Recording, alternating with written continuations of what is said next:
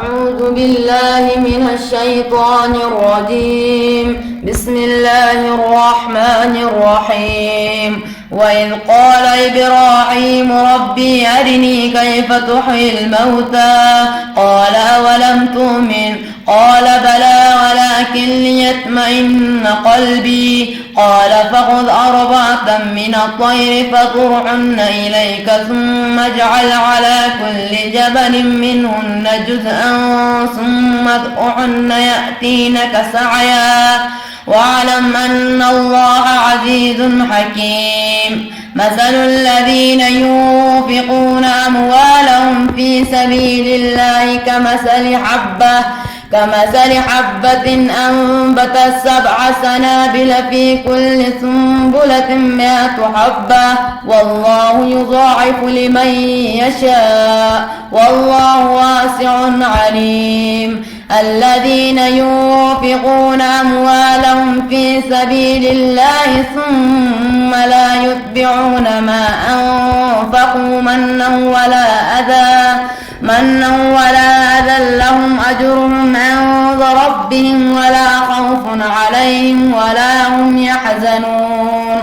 قول معروف ومغفرة خير من صدقة يتبعها أذى والله غني حليم. يا أيها الذين آمنوا لا تبطلوا صدقاتكم بالمن والأذى كالذي ينفق ماله رئاء الناس ولا يؤمن بالله واليوم الآخر فمثله كمثل صفوان عليه تراب فأصابه وابل فتركه صلدا لا يقدرون على شيء مما كسبوا والله لا يهدي القوم الكافرين. ومثل الذين ينفقون أموالهم ابتغاء مرضات الله وتثبيتا من أنفسهم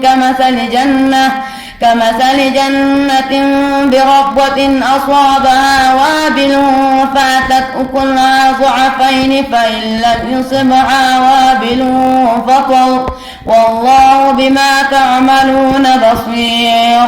أيود أحدكم أن تكون له جنة من نخيل وأعناب تجري من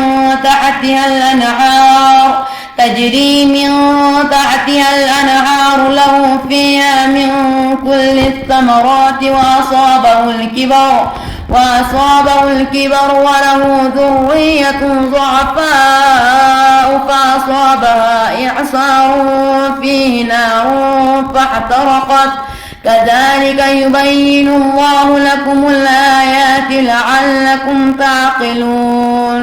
يا أيها الذين آمنوا أيود أحدكم أن تكون له جنة من نخيل وأعناب تجري من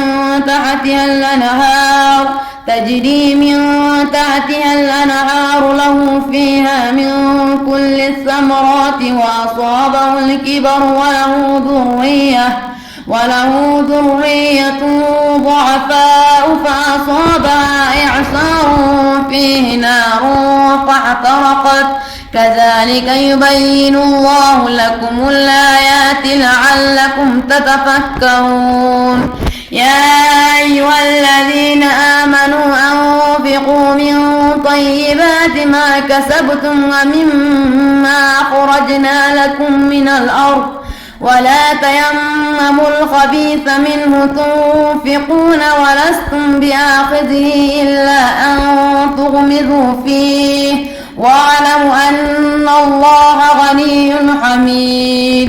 الشيطان يعدكم الفقر ويأمركم بالفحشاء والله يعدكم مغفرة منه وفضلا والله واسع عليم. يؤتي الحكمة من يشاء ومن يؤت الحكمة فقد أوتي خيرا كثيرا وما يذكر إلا أولو الألباب. قالت اليهود والنصارى نحن أبناء الله واحد يعذبكم بذنوبكم بل أنتم بشر ممن خلق يغفر لمن يشاء ويعذب من يشاء ولله ملك السماوات والأرض وما بينهما وإليه المصير. يا أهل الكتاب قد جاءكم رسولنا يبين لكم على فترة من الرسل أن تقولوا ما جاءنا من بشير ولا نذير فقد جاءكم بشير ونذير والله على كل شيء قدير. وإذ قال موسى لقومه يا قوم اذكروا نعمة الله عليكم إذ جعل فيكم أنبياء وجعلكم ملوكا وآتاكم ما لم يؤت أحدا من العالمين. يا قوم ادخلوا الأرض المقدسة التي كتب الله لكم ولا ترتدوا على أدباركم فتنقلبوا خاسرين. قالوا يا موسى إن فيها قوما جبارين وإنا لن ندخلها حتى يخرجوا منها فإن يخرجوا منها فإنا داخلون.